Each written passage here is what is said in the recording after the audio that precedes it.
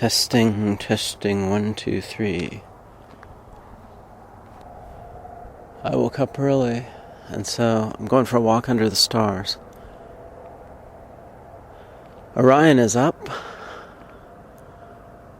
You can see Betelgeuse and Rigel, two of my favorite stars. Honestly, I'm a little bit rusty at figuring out everything that I see these days, but I don't think that's serious, but maybe that is. It's not a particularly good place for viewing stars because there are streetlights, but, it's just nice to see the stars sometimes. I spent a lot of my youth, out in the wilderness, sometimes wandering late at night, or early in the morning, or whatever, over the snow-covered landscape, underneath the stars. Anyway, so I thought I would do a little talk about stuff. Hopefully the audio is not too bad. I guess I'll talk a little bit about Trump and the 2016 election and where things are going. I don't think Trump can win. I have been getting increasingly pessimistic over the last month and a half. I haven't been watching the debates. I can't stand watching debates. It's just so stupid.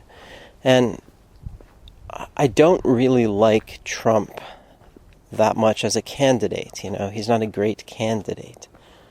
I find him sort of cringeworthy, and I've been sort of avoiding the whole thing for that reason. But I'd much rather that he win than Hillary Clinton. I just want to say a little bit about Trump and about the idea that he is a great persuader, which is something that Scott Adams put forth. Scott Adams has been predicting that Trump will win in a landslide because he is a master persuader. And I really don't think that's true. I think Trump is pretty good at getting attention. I think he's narcissistic. And like most narcissists, they develop a repertoire of skills for getting attention. He also has a very exaggerated self-opinion, and so he's not afraid to put himself out there. And while this is useful... sorry, I'm just distracted by the stars again. Anyway, and while it can be useful to be narcissistic, or at least to have that attitude of, I'm just going to put myself out there to get attention, and Trump's trolling of the media in the early part of the campaign was effective, I think. His throwing out these issues, it was mainly when he trolled them on issues that I think it was effective. I don't think him saying something like, Megyn Kelly has blood coming out of her you-know-what, is effective. I really don't think that is good persuasion. I don't think that appeals to most people. It might appeal to a few people, but it's really not that persuasive. I think Trump was winning on the issues because he broke ranks with the elites, with the rich, and I don't mean Jews, I mean the rich, and or not even the rich, the ultra-rich, the mega-rich, whatever, and the people who form the establishment, those who depend on the government and the mega-rich and all that stuff. So he broke ranks with them, and he put forth some policies that, while they are ideologically evil, given our modern morality, especially in the West, and also the modern mythos, right? The modern mythos that everyone is the same, and blacks are victims, and all that shit, you know what it is. Oh, here's a good spot because the streetlight is out. Oh, it's a pretty nice view.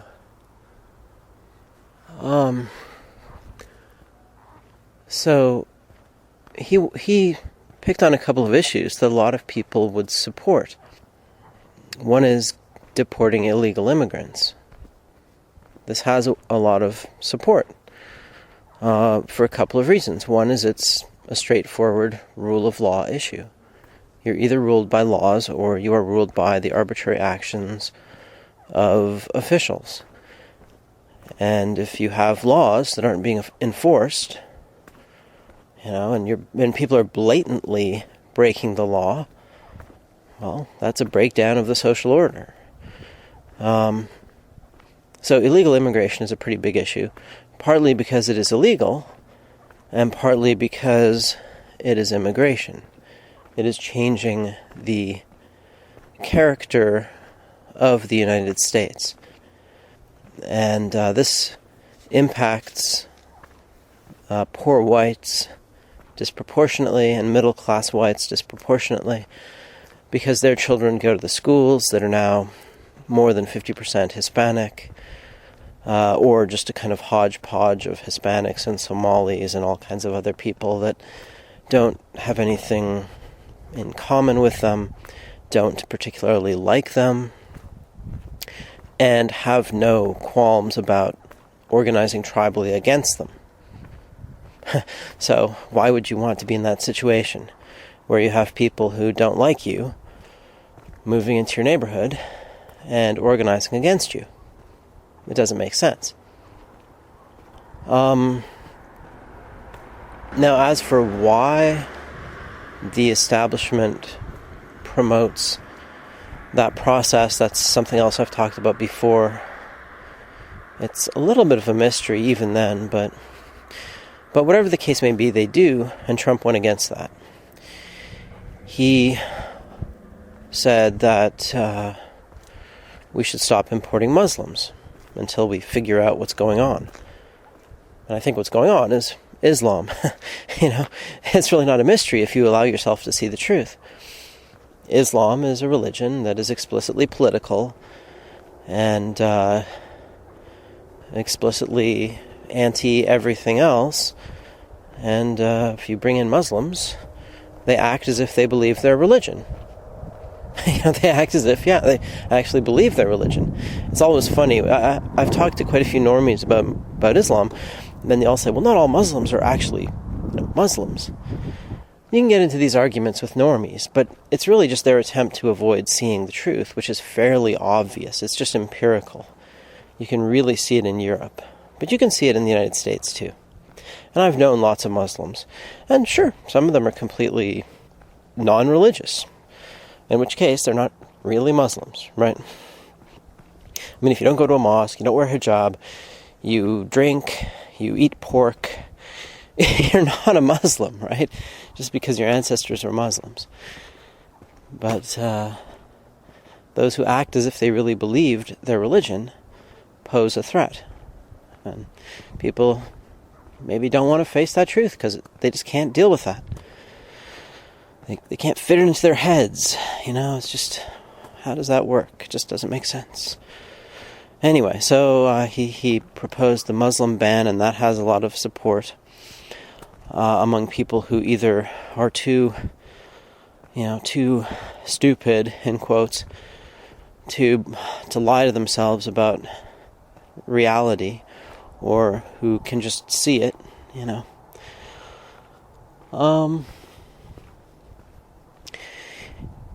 And he took a law and order stance against Black Lives Matter. He said all lives matter, which is the kind of kryptonite for them, because it's saying you're not special, you're not a special victim class, and that really is kryptonite to the black victim narrative, because they really aren't, and almost all of their problems are self-inflicted, to the extent that they're really problems and not just choices. And I think most of the differences between blacks and whites in the United States come down to different choices and different IQs, or, basically just different character. And it has nothing to do with systemic racism or anything like that. So some people are getting a little bit tired of that bullshit, and Trump appeals to them. And finally, he appeals to the people who are sick and tired of stupid foreign wars that just waste money, kill people, and have no apparent objective that benefits the United States because, well, the government of the United States doesn't seem to be acting in the interests of the people of the United States. Okay, there's a really good view here, so I gotta stop for a minute. You might hear a bit of wind, too. This is a good spot to see the stars.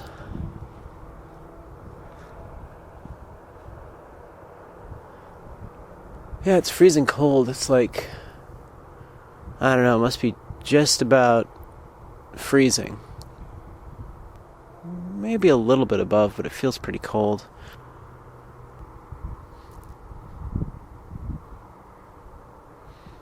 I wonder if I should walk down and then back up. Maybe I'll do that. I'm gonna make this a bit of a longer, no, it's nicer up here. Okay.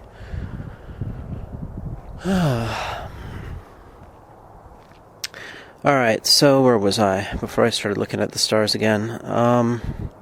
So he has issues. So I don't think Trump was winning because he's a master persuader. I don't think he's a very good persuader. I think he has some tricks. He obviously has some skills, but he has a lot of weaknesses. He's not that persuasive to most people because he's a bit of a jerk.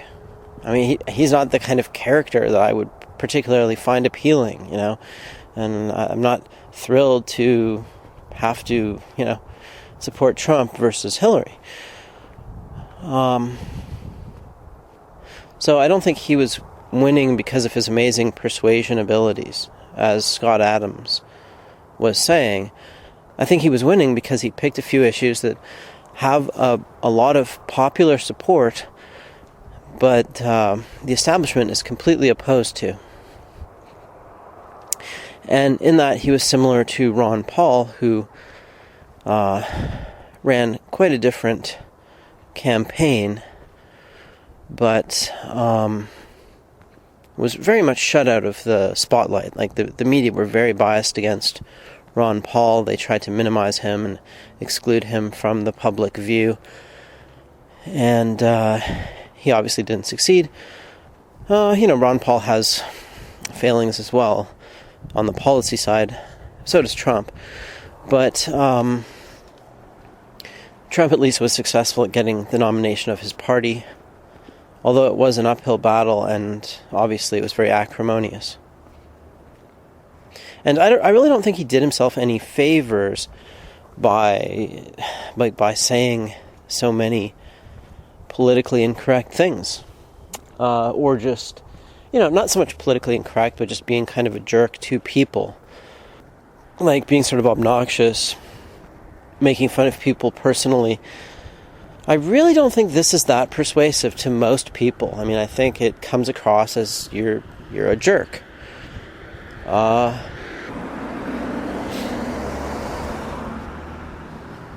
I think Trump was getting ahead on policies, but those policies also have limited appeal. If he had moved a bit to the center, moderated his tone, moderated some of his policies, he might have succeeded.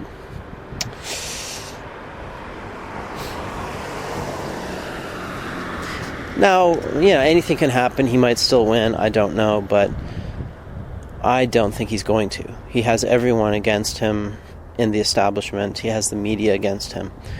Fox Media is playing a kind of, kind of in-between role where they're not really against him. But anyway, whatever. So I think he was getting ahead on policies, not persuasion abilities.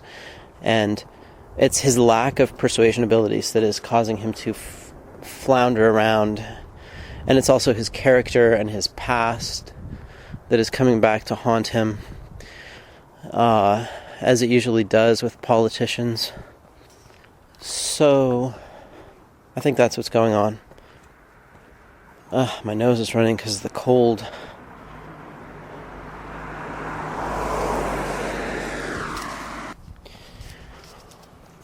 So I think he's going to lose, right?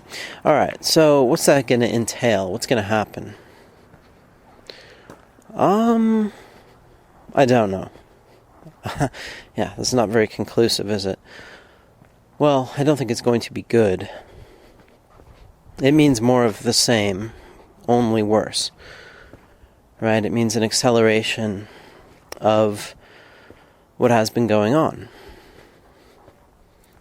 More immigration, more illegal immigration especially. And the welfare state is going to have to expand, even though it's already way too big. Like, there's no way to fund it. There's no way to fund Medicare and Social Security. And those are well-defined entitlements for Americans. And now you're bringing in people who are going to have their own entitlements. The idea that illegal immigrants are a net benefit, I think, is wrong. It overlooks the costs, the huge costs. And the costs include welfare. It includes education for children. It includes crime, policing, that kind of thing.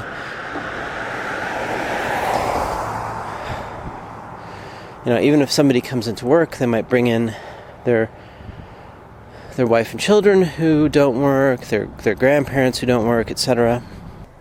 I don't think immigration has benefited the West economically since World War II. I mean, I really don't.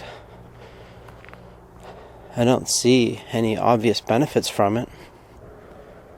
And so, I don't know, we're just creating this really strange, perverse situation. Anyway, and of course, there will be more riots, there will be more violence in the streets because of Black Lives Matter. Then the policing will have to get more authoritarian. But unless you just call a spade, it's not going to work. There will probably be more of a crackdown on social media. The big internet platforms will continue their manipulation of public expression, which involves both censorship and indoctrination, and very subtle forms of both, and sometimes not so subtle forms.